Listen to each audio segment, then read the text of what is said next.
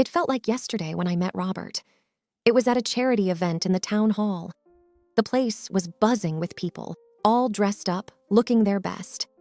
I was there because I felt like I needed to be part of the community after moving to the town only a few months ago. Robert was there representing his family's business. "Hi, I'm Robert," he introduced himself, extending his hand. His blue eyes looked genuine and friendly. "Hi, Robert, I'm Clara," I replied, shaking his hand. We chatted about everything under the sun, from our childhood memories to our favorite movies. I found out that he had grown up in this town and had a family business here. I told him about my parents and how I lost them when I was just a kid. He listened intently, and I could feel he genuinely cared. "I'm so sorry about your parents," he said sincerely. "It must have been tough growing up without them." "It was," I admitted, "but their love always remained with me. Plus, I inherited a good amount from my father. It helps me remember them." As the night progressed, we found ourselves more and more engrossed in our conversation, completely oblivious to the hustle and bustle around us. Before we knew it, the event was wrapping up. "Would you like to grab a coffee sometime?" Robert asked, a hint of nervousness in his voice. "I'd love to," I replied, smiling. Our coffee dates turned into dinner dates, and before we knew it, we were planning our wedding. It all happened so fast. I was 27, with an inheritance from my parents and a heart full of hope. Robert was everything I had ever wanted, or so I thought. After the wedding, I was introduced to his family. His dad, Mr. Lawson, was a gentle and warm man. The first time we met, he gave me a big hug and said, "Welcome to the family, dear. I hope you find all the happiness you deserve." Mrs. Lawson, on the other hand, was a stark contrast. She looked me up and down, her eyes cold and calculating. "I hope you know what you're getting into, marrying into our family," she said with a thinly veiled warning. Robert jumped in, trying to ease the tension. "Mom, be nice. Clara is my wife now, and I expect everyone to treat her with respect." In those early days, I tried to focus on the positive. I was in love, and I was hopeful that things would get better with time. Little did I know the roller coaster of events that awaited me in the next few chapters of my life. Several months into our marriage, things seemed to be going well. Robert and I had settled into a rhythm. We would often take evening walks, discussing our plans for the future. Our home was a cozy space that we both loved. One morning, I woke up feeling a little off. I was nauseous and had a strange feeling in my stomach. A few days later, the realization hit me. Could I be pregnant?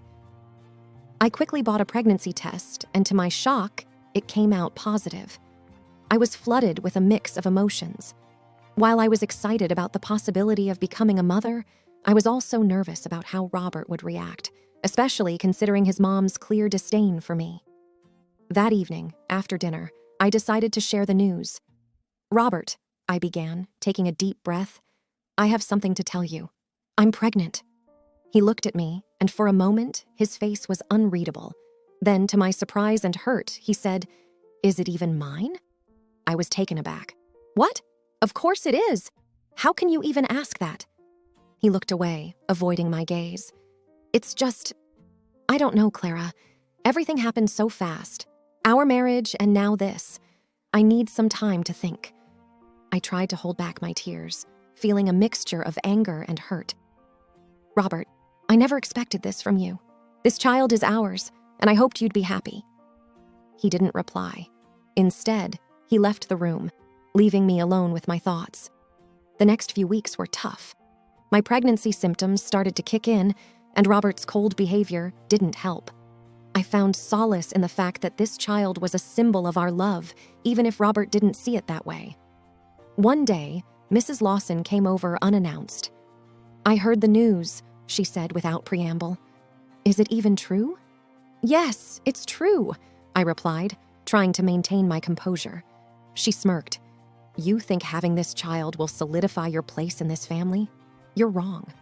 I felt a surge of anger. This is my family too now, and this child will be a part of it whether you like it or not. She scoffed. "We'll see about that." And with that, she left. The next few months were a blur. I tried to focus on my health and the baby, but the constant tension at home and Robert's doubt wore me down. My only comfort was the small kicks and movements I felt inside me, reminding me that there was a life growing within, waiting to meet the world. But little did I know that the challenges ahead were far greater than what I had already faced. As my pregnancy progressed, it became harder to manage everything on my own. I was constantly nauseous, and even the simplest chores seemed daunting. Robert was indifferent, often coming home late, leaving me to fend for myself. That's when he made the proposal I'd come to regret. "Clara," he began one evening, "I've been thinking. Since you're finding it hard to manage things here, and my parents' house is much bigger with help available, maybe we should move there for a while, until the baby arrives." I was hesitant. Mrs. Lawson's attitude towards me was clear, but at the same time, I felt weak and overwhelmed. "I don't know, Robert. Your mom hasn't exactly been welcoming." He looked at me, trying to reassure. "It's a big house, Clara. We won't even cross paths much, and Dad will be there. You know he likes you." In my vulnerable state, I agreed, thinking it might be for the best. Moving into the Lawsons' residence was an eye-opener. It was a grand house, reflecting the years of prosperity the family enjoyed, but with its grandeur came coldness. The vast hallways echoed with silence, the huge rooms felt devoid of warmth. The only solace came from Mr. Lawson. "Welcome, Clara," he said with a kind smile, giving me a comforting pat on the back. "Don't worry about anything here. Consider this place your home." But the peace was short-lived. Mrs. Lawson's digs and snide remarks were a daily ordeal. She would comment on everything, from the food I ate to the clothes I wore. One day, when I was in the kitchen trying to make myself a sandwich, she walked in, her eyes scanning me up and down. "You sure you should be eating that?" she commented, looking at the sandwich. I took a deep breath. "I think I know what's best for me and my baby," she smirked.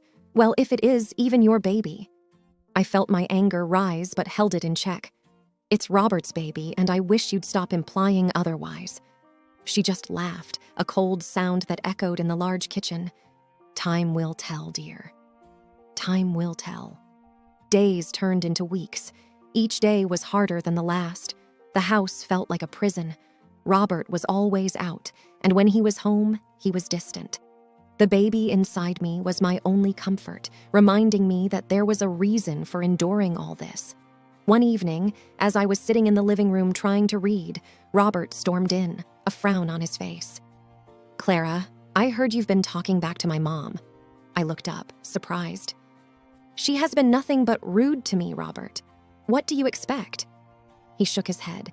"This is her house. You need to respect that." I felt tears forming. "I thought it was our house too, but every day it feels like I'm walking on eggshells." He didn't say anything, just turned and left the room. I sat there, feeling more alone than ever. As the days passed, the cold shadows of the house seemed to close in on me. But I held on, hoping for better days, not realizing that the worst was yet to come. Fall had settled in, and the leaves outside had started their gradual transformation to a vibrant mix of red and gold. The wind carried with it a sharp chill, heralding the coming winter. But inside the house, the atmosphere was even colder. One evening, after a particularly tiring day, the baby wouldn't stop crying. He was restless, and I tried every trick in the book to calm him down. Mrs. Lawson, evidently irritated by the cries, barged into the room. "Why can't you keep that child quiet? It's unbearable." Holding my crying son, I replied tiredly, "He's just a baby, Mrs. Lawson. They cry sometimes." She scoffed. "Well, maybe if you were a better mother." "Enough of this," I retorted, fed up. "I'm trying my best here. I don't need your constant criticisms." Her face went scarlet with anger. "You have some nerve talking back to me in my own house." The commotion drew Robert in. "What's going on?" "Your wife seems to think she can disrespect me under my own roof," Mrs. Lawson spat. Robert glanced at me, annoyance evident in his eyes. "Clara, just take the baby to our room." Standing my ground, I replied, "Robert, this is our home too. I won't be bullied into hiding." He took a deep breath, his patience clearly running thin. "Clara, just do as I say." When I didn't move, Mrs. Lawson sneered, If you can't follow the rules, maybe you should leave. Robert, to my shock, nodded in agreement. Maybe you should. Stunned, I replied, You can't be serious. His face hardening, Robert stepped forward. If you won't go to our room, then maybe you should leave the house. You're throwing me out? I asked, voice shaky with disbelief. Robert didn't answer. Instead, he moved closer, took hold of my arm, and began pulling me towards the door. I tried to resist, but he was too strong. Holding our crying baby close, I was dragged out of the house. The door slammed behind me, leaving me and my child in the biting cold of the fall evening. Tears streamed down my face, not just from the cold wind, but from the sharp sting of betrayal. My own husband, the man I loved, had just thrown me out of our home. The magnitude of what had just happened weighed heavily on my shoulders as I walked away, holding my child close, trying to shield him from the cold wind. The weight of the night's events pressed heavily on my chest, making each step seem like a monumental effort. My son, sensing my distress, had stopped crying but was whimpering softly. I was at a loss as to where to go. It felt like the world had turned its back on me. Then, a thought struck me. Rachel, my oldest friend, someone who had stood by me during the happiest and saddest times of my life. We'd lost touch recently, primarily because of the tension in my home, but I was sure she'd help. She lived nearby, just a few blocks away. I headed towards her apartment, praying she was home. As I approached the familiar building, memories of our times together flooded my mind. Our college days, the late-night chats, and the countless cups of coffee we'd shared. I reached her door and knocked hesitantly. After what felt like an eternity, the door swung open, revealing a surprised Rachel. Clara? My God, what happened to you? Why are you here in the middle of the night with a baby? Choking back tears, I managed. Rachel, I didn't know where else to go. She immediately pulled me into a tight embrace, murmuring words of comfort. Come in, come in. Once inside, sitting on her warm couch with a hot cup of tea in hand, I recounted everything. From the tensions with Robert and his mother to the ultimate betrayal that left me on the streets. Rachel listened patiently, her face a mixture of anger and concern. I knew that Robert was changing, but this is unthinkable. I nodded, tears streaming down. He chose them over us, Rach, his own son. Rachel shook her head in disbelief. I can't believe Mrs. Lawson would do something like this, but we'll figure something out, okay? I just don't get it. Why the sudden animosity? Why the doubt over our son? Rachel sighed. People change, Clara. Sometimes not for the better, but you've got your son and friends who care about you. We'll get through this together. Feeling a little calmer, I asked, What do I do now, Rach? She thought for a moment. First, let's get you both settled for the night. Tomorrow, we'll think of the next steps. Maybe talk to a lawyer? Nodding, I replied, I never thought I'd need one against my own husband. Rachel gave a sad smile. Life throws curveballs, Clara. But remember, you're strong, and you're not alone. Feeling a weight lift off my shoulders, I hugged Rachel tight. Thank you. The night was spent in Rachel's guest room. Though I barely got a wink of sleep, having her by my side made me feel a bit safer, a little less lost. The road ahead was uncertain, but with friends like Rachel, I knew I could face whatever lay in store. The morning after the eviction felt surreal. Waking up in Rachel's apartment, the events of the previous night played back in my mind, and a sinking feeling settled in my chest. After a silent breakfast, Rachel, with her unwavering determination, declared, We're going to get answers today. You mean about Robert's sudden change and Mrs. Lawson's animosity? I asked. Exactly, Rachel responded, pulling out her phone. I have a contact, Paul, a private investigator. He's helped some friends in the past. Maybe he can help us understand what's really going on. With that, Rachel dialed a number. Paul? Hey, it's Rachel. I've got a situation here. Yes, I'll text you the details. Turning to me, she added, He's good, Clara. We'll know what's happening soon. The days that followed were a whirlwind. Paul discreetly began his investigation, tailing Robert and Mrs. Lawson. Each evening, he'd provide Rachel and me with updates. It wasn't long before Paul unearthed shocking revelations. I've been following Robert. And it appears he's seeing someone else, he said one evening, handing over a few photographs. My heart sank as I looked at the pictures of Robert and an unfamiliar woman, laughing, dining, and even shopping together. Rachel, anger evident in her voice, asked, "Do you have any idea who she is?" Paul nodded. "Her name's Angela, works in a law firm downtown, but that's not all. I've got audio recordings of Mrs. Lawson that you might find interesting." He played back a conversation where Mrs. Lawson discussed her elaborate plan to have me thrown out so that Robert could gain access to my inheritance. Her voice, dripping with greed, sent chills down my spine. "Once Clara's out of the picture, Robert can divorce her. With a good lawyer, he can claim a good portion of her inheritance for emotional distress or some such nonsense. Angela's firm will handle it. Our boy deserves that money more than she does." I sat in stunned silence. It all made a cruel kind of sense now. Robert's doubts about our son's paternity, the constant harassment, it was all part of a twisted scheme. Rachel, seething with anger, declared, "We're taking this to the police, and you're getting a lawyer, Clara. We'll fight them." Paul nodded. "I've got more recordings and photos. It's concrete evidence." While the truth was a bitter pill to swallow, knowing it gave me a renewed sense of purpose. No longer would I be the victim. With evidence in hand and Rachel by my side, I was ready to confront Robert and Mrs. Lawson and reclaim not just my inheritance, but my dignity and peace of mind. The chapter of betrayal in my life was about to be closed, and I was determined to ensure justice was served. With the evidence in hand and my resolve firm, it was time to confront my soon-to-be ex-husband and his conniving mother. I decided to go to their house, the house I once called home. Rachel insisted on accompanying me, a pillar of strength and support. As we approached the house, my heart raced, but not from fear. It was anger, determination, and the desire to close this traumatic chapter in my life.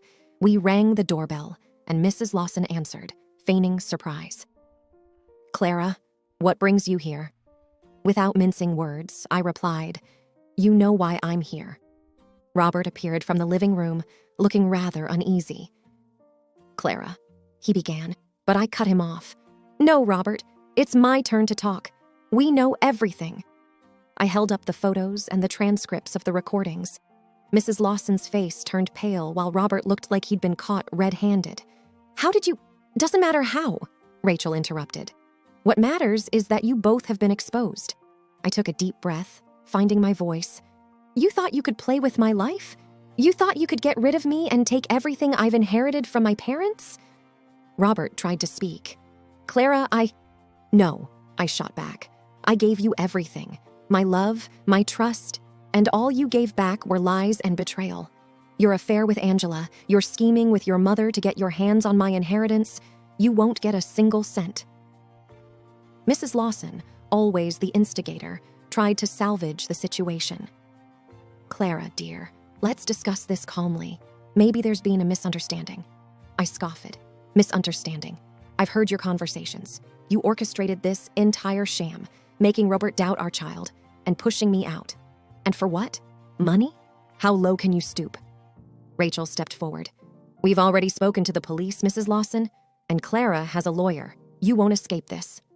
As we walked away, I felt a weight lift off my shoulders. Confronting them had been cathartic. While the journey ahead would be long and challenging, I was ready to rebuild my life, free from the shackles of deceit and betrayal.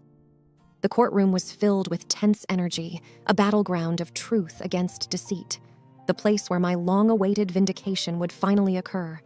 My attorney presented our first piece of evidence, the results of the paternity test that unequivocally proved Robert was indeed the father of my child.